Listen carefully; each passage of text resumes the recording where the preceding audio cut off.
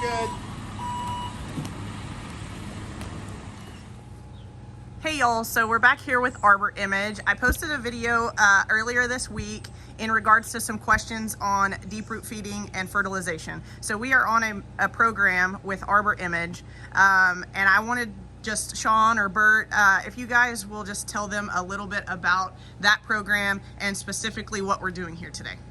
Yeah, so on our quarterly tree health and nutrition plan, the emphasis is on boosting tree health, so that way you have healthy trees that can then fight off their own fungal and insect diseases. And on this program, we treat for insects and fungal diseases as they pop up, but the primary is getting trees healthy. And one of the ways that we do that we're actually going to show you today is we use a deep root feeder. So basically, as you can see, we have a hose hooked up here, and then from here we go about 6 inches into the soil, and that when we go in, we can actually inject the soil with about 200 pounds of pressure of our root feed. And that every season we're going to have a different root feed that we use that are kind of aimed towards different objectives. So right now we're in the spring.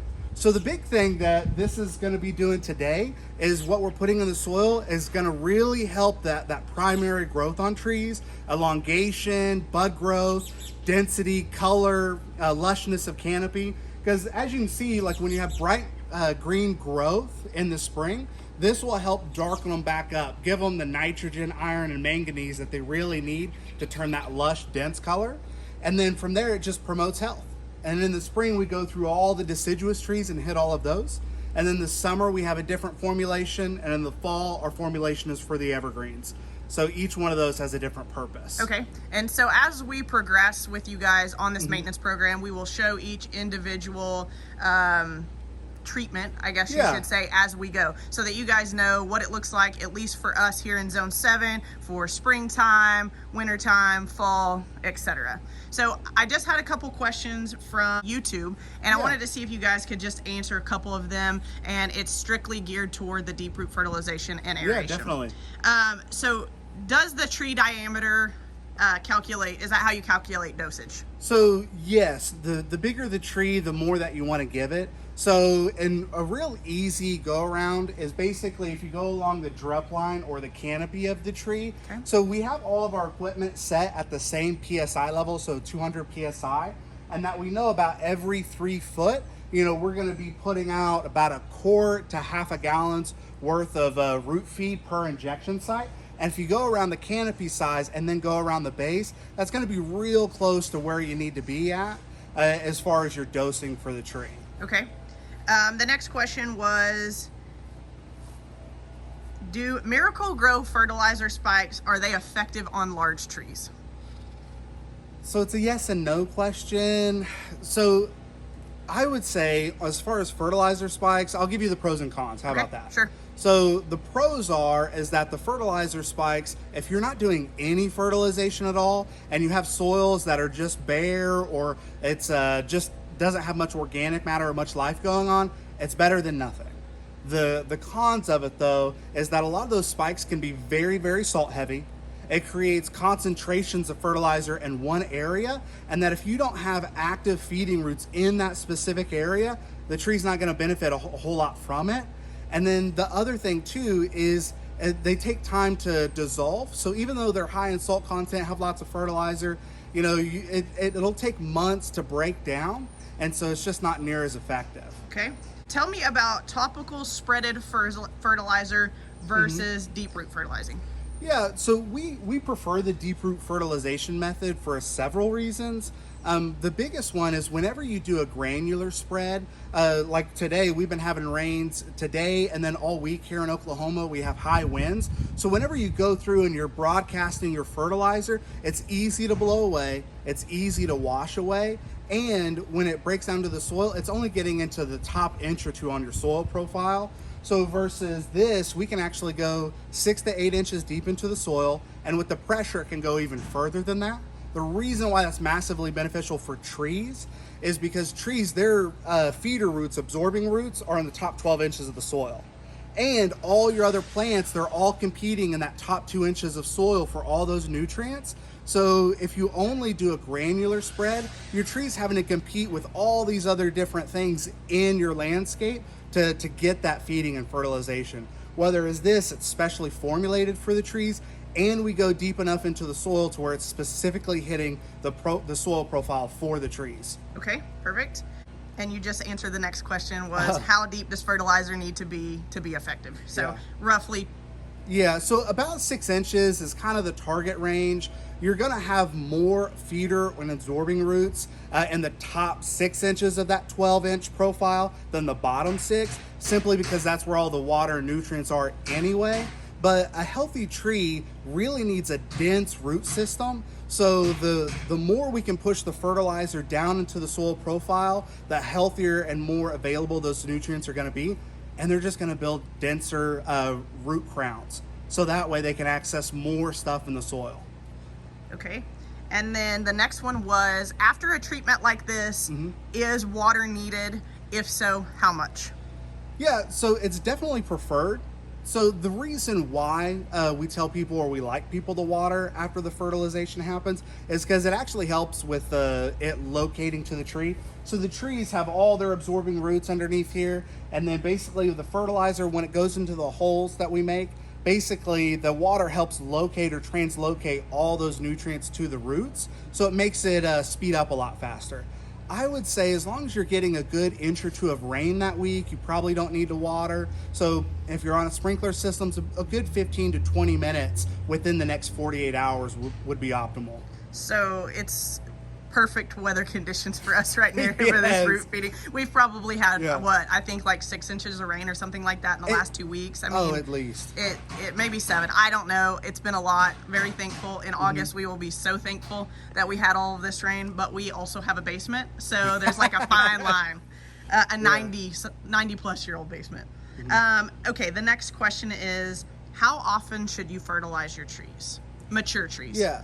So the question of that really depends on what you're using and, and what the tree needs and your soil types. So here in Oklahoma, we have a lot of clay soils, and especially like in the middle of summer, they can get really, really drought prone and get dry, and you can see the cracks in the soil.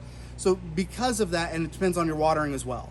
That's a lot of lead up to say that as long as you're fertilizing, I would say at least once a year for your trees, that's definitely gonna help. But if you're using a well-balanced fertilizer, you probably only need to use it once a year. But the higher nitrogen content, you want to use less often. So the higher nitrogen content, you want to use it less. It also depends on the salt index of the fertilizer you use. The saltier the fertilizer, the longer times you want to wait in between fertilizing, because you can risk burning your trees. Okay. How soon should I start deep root fertilization on my trees? Like when I plant a new tree, should I start within the first year? Should I start immediately? Yeah, so as far as fertilizing like newly planted trees, we typically like to wait till after it's been established for a year before you start fertilizing it. Okay. And the same thing applies, is it really depends on the fertilizer you use.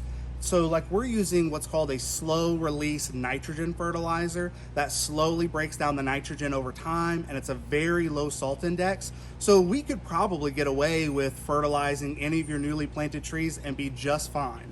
But what we run into a lot of times though is people will just broadcast very salty, very high nitrogen content fertilizers on everything consistently, constantly, all the time, and you can end up burning the roots. It's called root burn. So let's see. Talk about the aeration qualities that come with this deep root feeding, because there was a lot of questions on aeration, why trees need their roots aerated, et cetera, et cetera. Yeah, so if you've noticed in Oklahoma that our trees, like especially our oaks and maple varieties, you go into see in Oklahoma, and most of the time they're under 30, 40 feet. You go into other areas of the country, you'll see them be 80 to 100 foot tall, or even larger most of the times. Most of that growth is based on two things: the soil structure.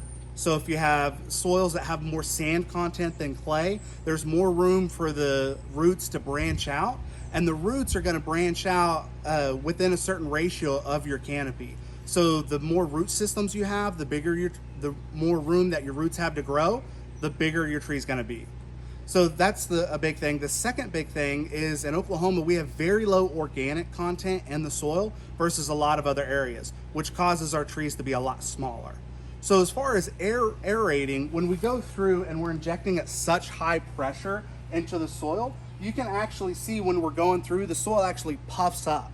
So it's incredibly important that when you have heavy clay soils like red clay that we have across the metro, that you're bringing in some aerations and you're breaking apart the soil structures in there. So that way the roots have more room to grow and they can be bigger, thicker, and fuller. And the next question was, and I think you've probably partially answered this, what is the fertilizer that you guys use? You said it's well balanced. Is like... Yeah, so we actually, the fertilizer that we're using right now is called Arbor. And so it's from Douglas Plant Health Care. And we basically buy it from a distributor here out through the metro. And it's a 50% slow release nitrogen. So it's really good long-term, very low salt index. And that's what we like to use for our deciduous trees in the spring. In the fall, we'll use an autumn blend, so that focuses a lot more on evergreens. And the summer, when we do a deep root feeding, we're actually not using any fertilizer at all. We're actually going through with different soil surfactants and different things in the soil to help relieve plant stress, like carbolic acids and things like that, humic acids that we're putting back into the soils. It's really about soil conditioning and amending at that point. But each season is going to have a little bit different of what we're root feeding with, which is why we just don't call it a deep root fertilization. It's a deep root feeding because there's a lot of other things besides fertilizer that goes into the soil. Okay. All right, very good. Well, I think that answers all the questions. So I'm gonna let you guys get to it. I'll follow you guys around just a little bit, get some close-ups of some things that you guys are doing. And at the end, we'll circle back around and just give an end cap. Okay, all right. Perfect. Good. Thanks.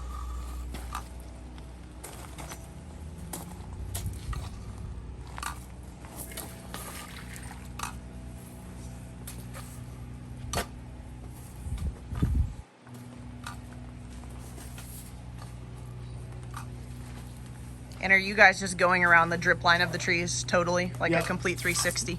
Yep, around the whole drip line and then around the base.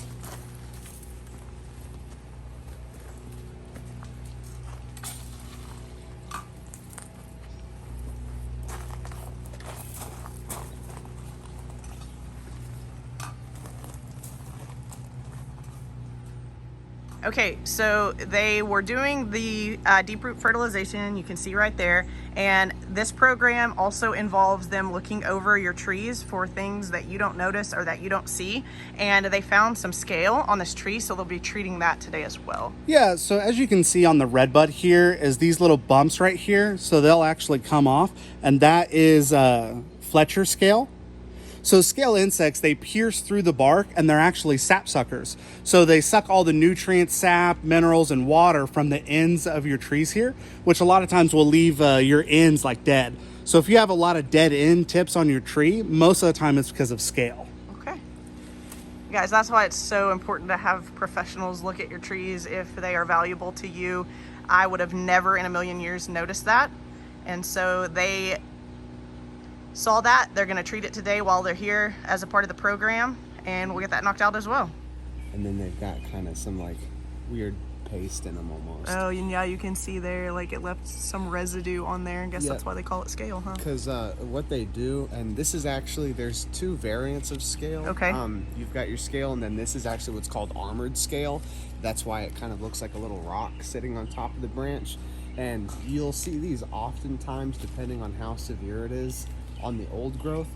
But when it's really bad, and actually this is starting to get there, if you look up here, you see how clustered up this is, all on that new growth. Oh yeah. Yeah, they're all right on top of each other there, and they actually attach to those new branches and then suck the nutrients right out of the branches. Okay. So, well, guys, this is Bert. He's going to be doing a systemic injection, you told me, to address the scale on this tree. Right. Yep. Okay. So in any kind of at-risk areas, you know, where, you know, you've got sensitive plants or you can't risk spraying due to dogs, people, etc., this can be a great alternative option here. So just similar to the root feeder that Sean was telling us about, this will go again about 6 inches into the ground here with a lot less PSI than our root feeder, but what it does is it goes right into that root system And we'll be injecting for this about 60 milliliters of our insecticide here, and that's actually going to go into the root system of the tree. And different than a foliar application like you would find with a spray, since we're going in through the root system of the tree, this will provide us about 2 to 3 months of residual protection after we visit today. Okay. So it's going to be able to fight off the current insects and then continue to do so throughout the season. All right.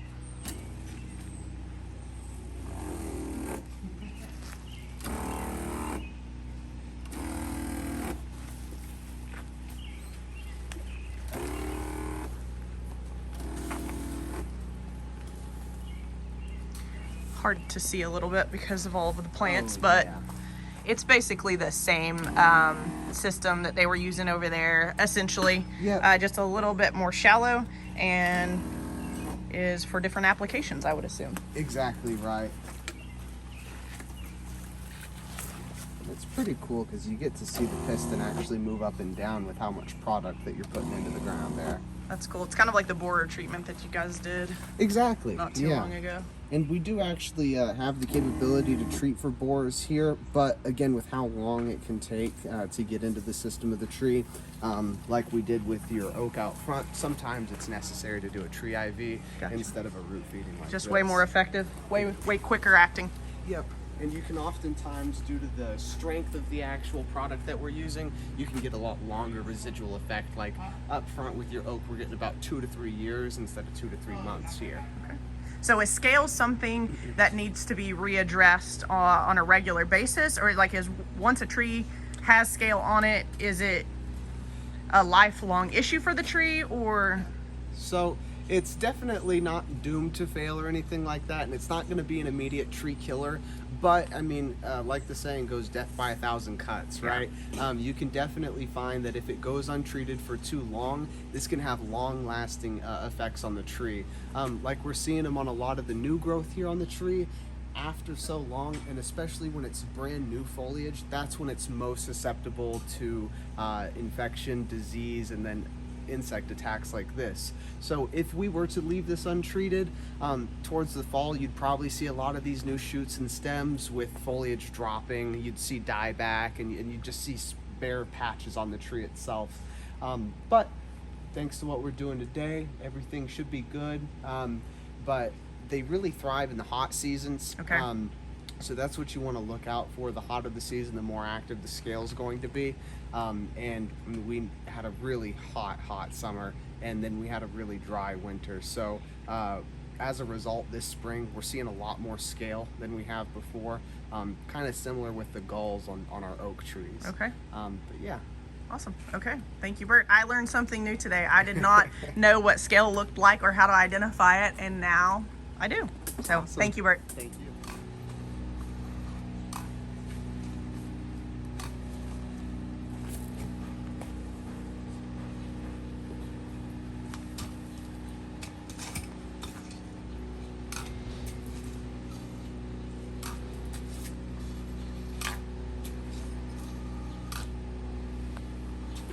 So in areas like this, to where we can't truly get all the way around the canopy because we don't want to damage your turf, Right. We end up going through and doing about 2 laps through the center here. Okay.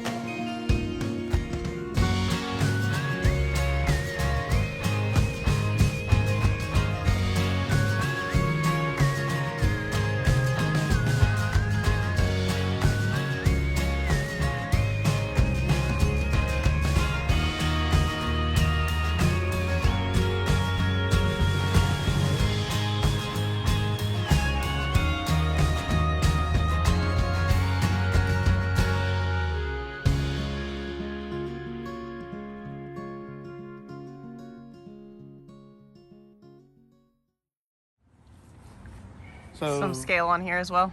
It's actually galls that are deforming the ends there. Oh, okay. So the leaves right there. Yeah, so you see how they're Yeah. bunched up and deformed looking. It's gonna be so hard to see on this video, Mhm. but And you can definitely see the scale all along the limbs there. And this is actually a pretty good infestation. oh yeah, I see the scale now. Let's see if I Yep. can get closer. Up, you can see it all along that branch right there. Bert was just talking about the gall, so on oak trees back in the back, and then we walk up here and we have some of it going on. So to notice gall on oaks, is it primarily affect oaks or? So we find it a lot on oaks, especially in landscapes that have a lot of water going on. Okay. So, and it's primarily on oaks, but we see it on just about every species. Okay. And you're talking about those end leaves right there that look. Correct, the deformation that's Yep. starting to go onto it. If it progresses further, like about midsummer or so, it'll look like golf ball or even softball size, like canker looking balls. Okay. And so you guys will treat that with the same Yep. as the red bud in the back.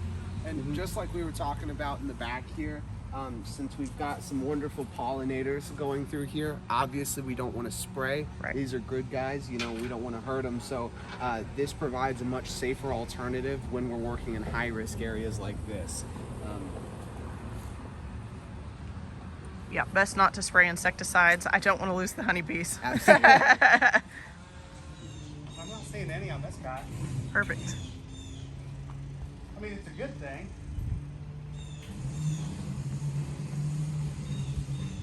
Just typically, we see it on one tree, it's on multiple trees. Scale and balls.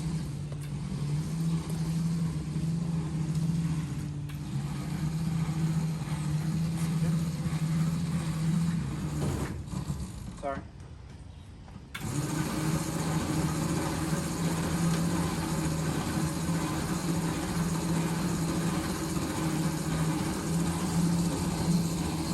So that is the conclusion of today's treatment. So I want to say thank you guys to Arbor Image. Thank you, Bert. Thank you, Sean. Thank you, Jason. Appreciate it. And can you just give us a quick overview of everything that was done today? Yeah, definitely. So we went through like a normal application and went through and did all your root feeding on all your deciduous trees. And then while we were out here, we found like in the red buds in the back that you had some scale on it. So we did a systemic soil injection, a very precise injection to treat for that. And then as we came around to the front, we noticed that several trees, like your oak here, had scale, which pretty bad actually, pretty bad scale on it. And then also had galls starting to form. So we went ahead and did a systemic soil injection on that as well. And then we just looked over the property before we leave, write up some notes to send to your inbox, and that's it. Okay, and the next time that you guys are out here for the program will be when? Yeah, so it'll be the summer application. So we're gonna be here about midsummer. It'll probably be about July, maybe August. Okay, very good. Well, thank you guys again so much. And I hope that this was a great video. I will link Arbor Image's information in the description below, their website, their phone number, their Instagram, as well as their YouTube channel. So thank you guys. Be looking for that in the description. Hope you guys have a great rest of your day. Thanks. Thank you.